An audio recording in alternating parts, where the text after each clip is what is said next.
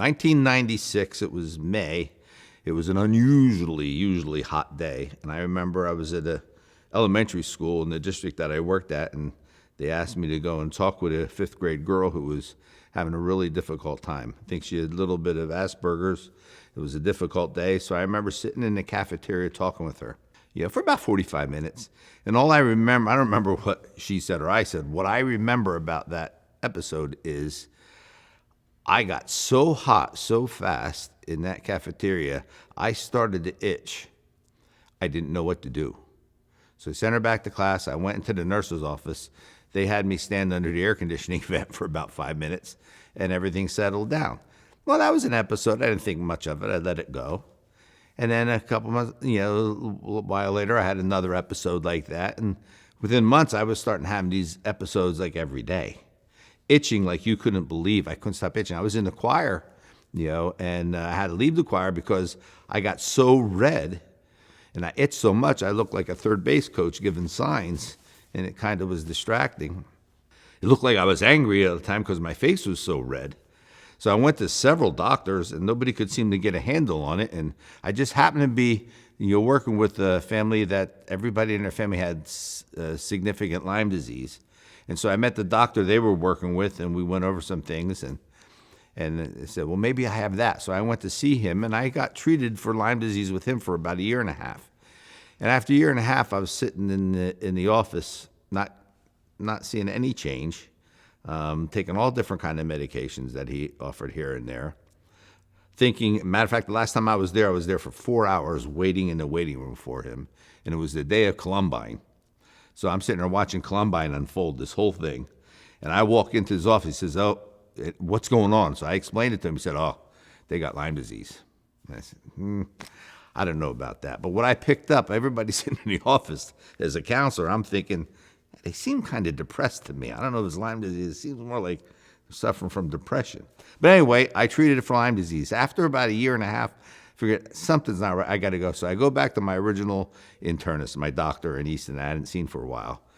Talked to the thing to him. He said, well, you haven't had a chest x-ray like forever. So let me start out doing some things. So he orders a chest x-ray, comes back, calls me in for the results, and said, he said, we found a mass under the sternum. He said, I don't think it's a problem. He said, it's good size, but it's probably a thymoma. It won't be cancerous. I'd urge you to see a surgeon, and they can take it out. So I arranged with a surgeon in Allentown. He was going to break the sternum and take this out. And he recommended, if you want to, before you go through all that, if you want to get a second opinion, he said, I have a colleague at the University of Pennsylvania. He's like the number one guy in the world in thoracic surgery. So, I can get you in. So I go down to see this guy. For some reason, he schedules the surgery for December 6th of 1999. And I said, okay. I'm not sure why, but we went through the surgery. So it's the surgery. We go into the surgery, and the pastor then, Doug Hammond, and his wife, Bev, and my wife, Cindy, and Christian and George Hammond, they were all at the hospital. They knew things before I knew things.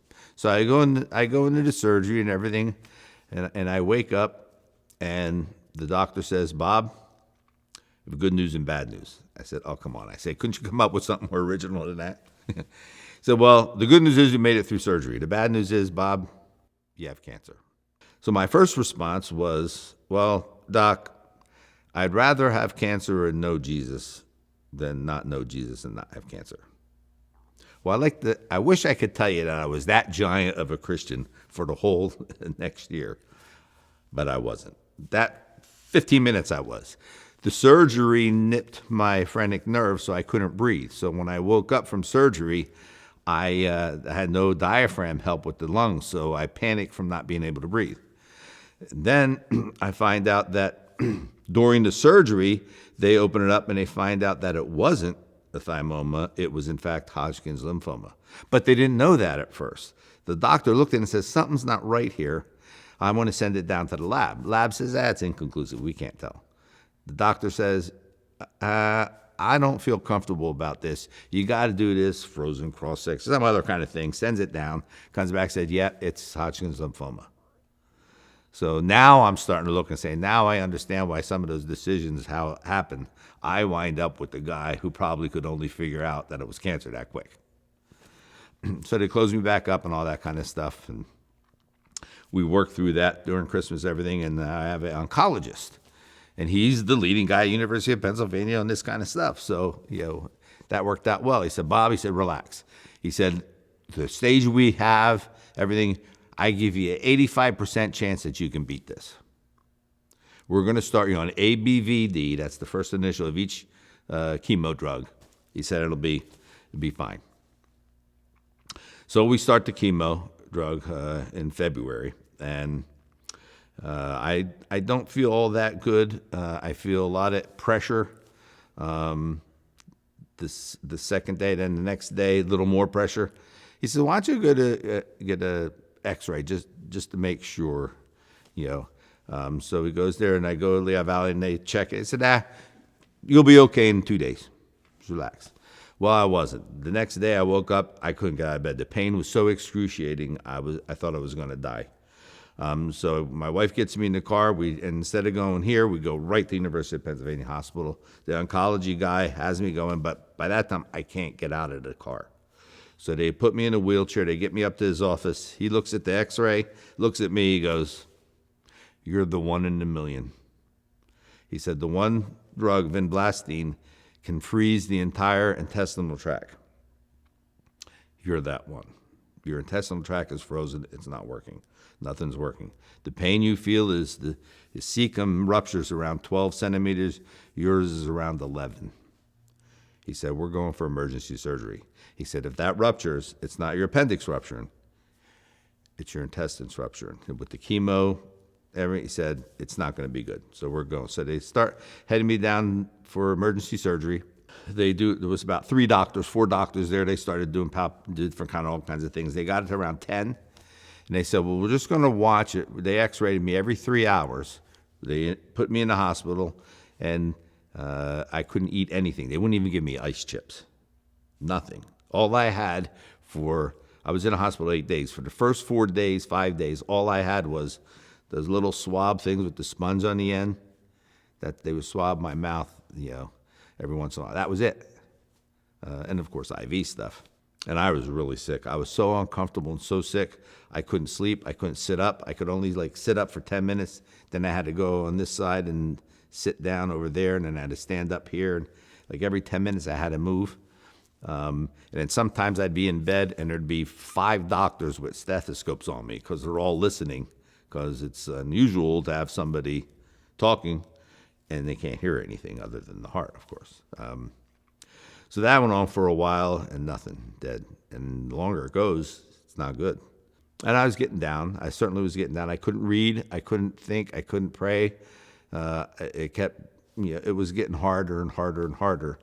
And one night, I think it was a Sunday night, a father, a mother, and 2 daughters from the New Jersey church that we deal with, New Testament, Brother Schroeder's church, stopped by after hours, and their daughters played instruments. I think they were violins.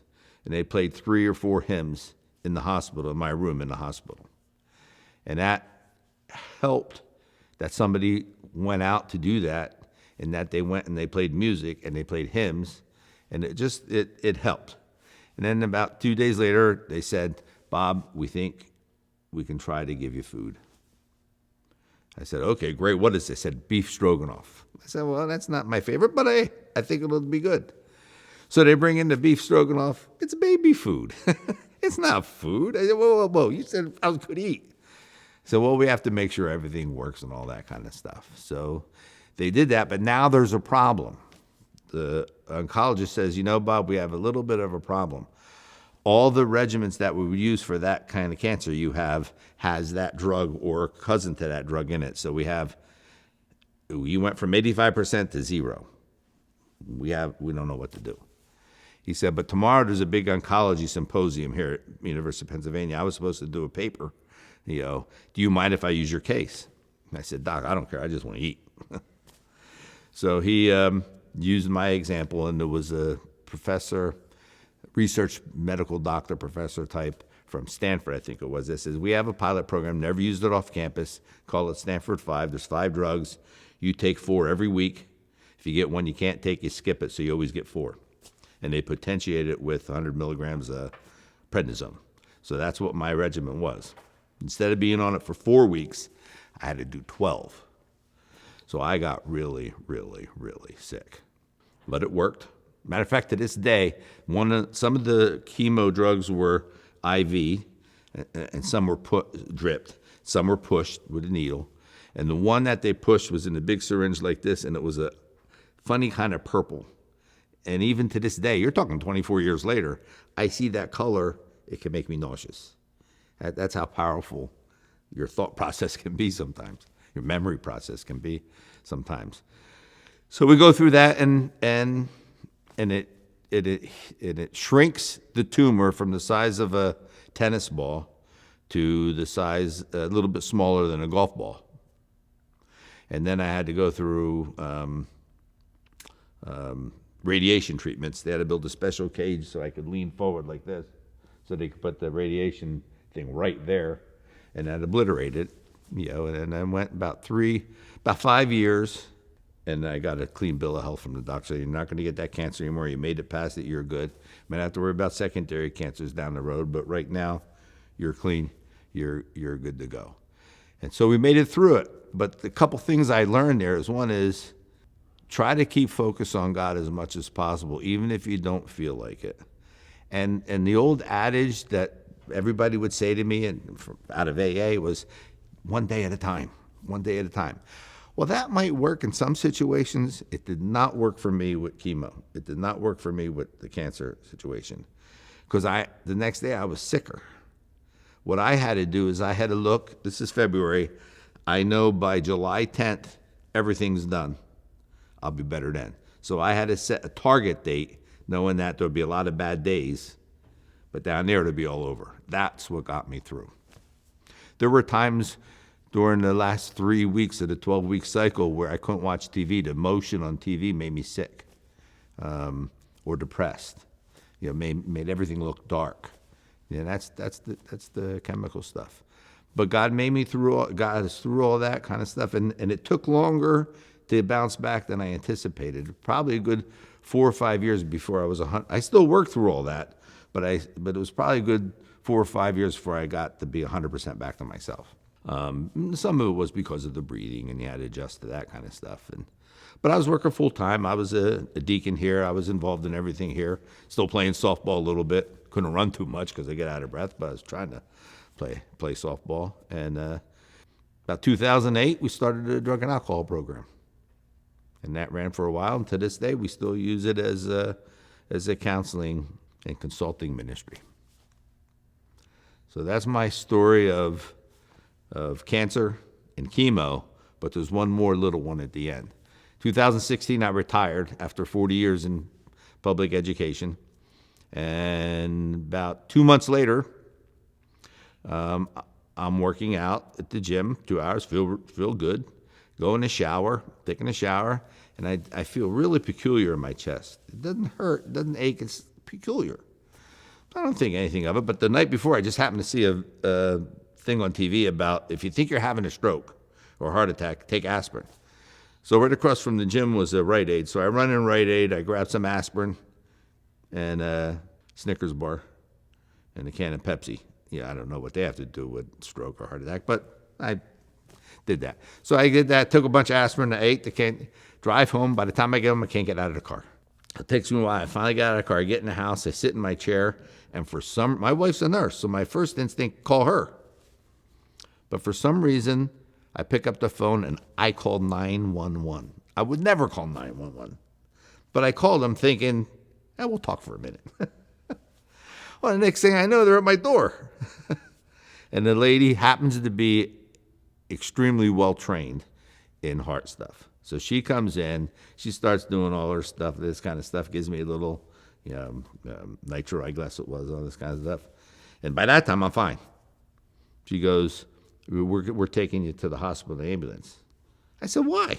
She goes, well, because you've had some kind of episode, and we can't take a chance. You need to go. I said, I could walk there. She said, no, we have to take it. So they take me to the ambulance. I get to the hospital, and they do the test to see if there's enzyme. You had a heart attack. First one comes back, says, hey, you're fine. See, I said, I told you. You should have listened to me. And they said, well, sometimes it takes a couple tests. Next test comes back with the enzymes up. You had a heart attack. Next one comes back even higher. So they call the heart specialist in, come in. They do a catheterization. I get out of that, and the doctor says, Bob, you're a lucky guy. I said, how comes I don't feel so lucky? He said, you had such a massive blockage, 85%, but it was right at the spot where it branches off, some people call the widowmaker. He said, you might have got past this episode. You might have even got past another episode. But one of those, you wouldn't have made it. He said, so you now have a stent, and you got to change your life. So that was kind of a bizarre evening. So I've had cancer that I always said, Lord, it's okay to have the cancer. Just don't let me miss what you're trying to teach me here. Oh, I missed it. Then I had the problem with the chemo, and I said, Lord, it's okay. Just don't let me miss what you're trying to teach me here. And then a couple years later, I have a heart attack, almost die from that, and I'm saying, Lord, don't let me miss what you're teaching me here. For some reason, I'm a slow learner. I missed what he's trying to teach me. And all along, he's trying to teach me, Bob, just focus on me. Just focus on me. Don't compare. Don't contrast. Don't get involved with other things. Don't worry about all the other stuff. Focus on me. So every day, I start out my day, Lord, what do you want me to think?